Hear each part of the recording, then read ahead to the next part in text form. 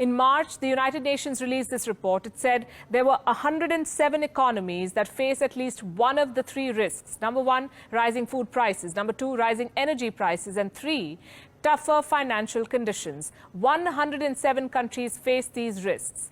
Together, they represent 1.7 billion people. That's more than one-fifth of humanity. There are 69 countries that face all the three risks: food, energy, finance, all three. 69 countries could go the Sri Lanka way. 25 in Africa, 25 in the Asia-Pacific, and 19 in Latin America. Which countries are these? We'll start with Egypt, the land of pharaohs. It is in the throes of a financial crisis. Egypt is the world's largest importer of wheat. Russia and Ukraine were its top suppliers. As they fight now, the supplies are running out.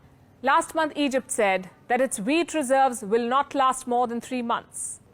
Next, we have Tunisia, the birthplace of the Arab Spring. Its economy is overheating. Foreign debt accounts for 100% of its GDP. The trade deficit has widened to $800 million.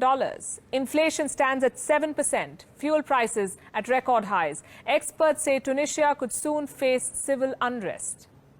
The same warning has been issued for Lebanon, the Switzerland of West Asia. Well, not anymore. In 2020, the Beirut blasts destroyed Lebanon's largest grain stores. Food prices went up by 11 times. The Lebanese pound lost 90% of its value. Public debt grew to 360% of the GDP. The war in Ukraine complicated things further. Lebanon imported 80% of its wheat from Ukraine. Those supplies have fallen. There's a bread shortage, a scarcity of sunflower oil. Lebanon has been forced to take a $150 million loan from the World Bank to ensure food security. Then we have Argentina, the land of tango, also caught on the wrong foot now. Inflation is paralyzing its economy. External debt is mounting. Argentina has defaulted on debt repayments 9 times. To avoid a 10th default, it has gone to the IMF. It wants to refinance a $45 billion loan. It may give Argentina a brief reprieve, but it will not quell the civil unrest. Analysts say Argentina is staring at a long and cold winter this year. Some other Latin American countries are also at risk, like El Salvador and Peru.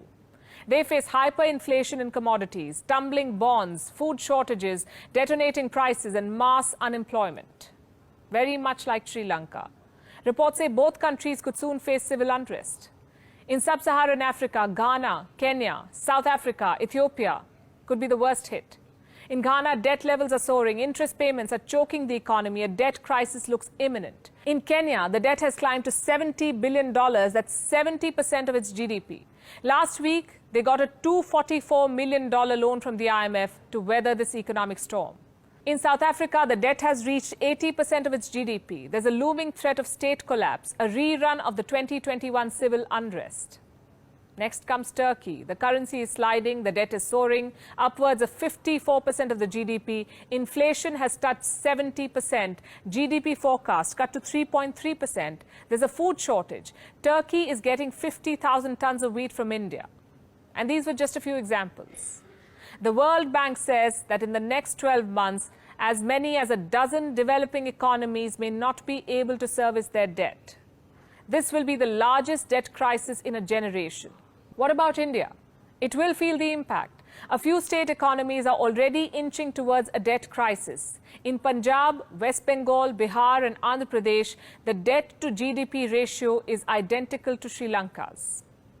On the 3rd of April, Indian bureaucrats expressed concern. They said populist measures in these states could ruin their economies and leave them broke like Sri Lanka. Now, here's the thing. The entire world is in debt distress. National budgets are at breaking point. Some governments are being forced to cut spending. Others are borrowing more to stay afloat. What can we do to stop this? How can the world prevent a debt typhoon?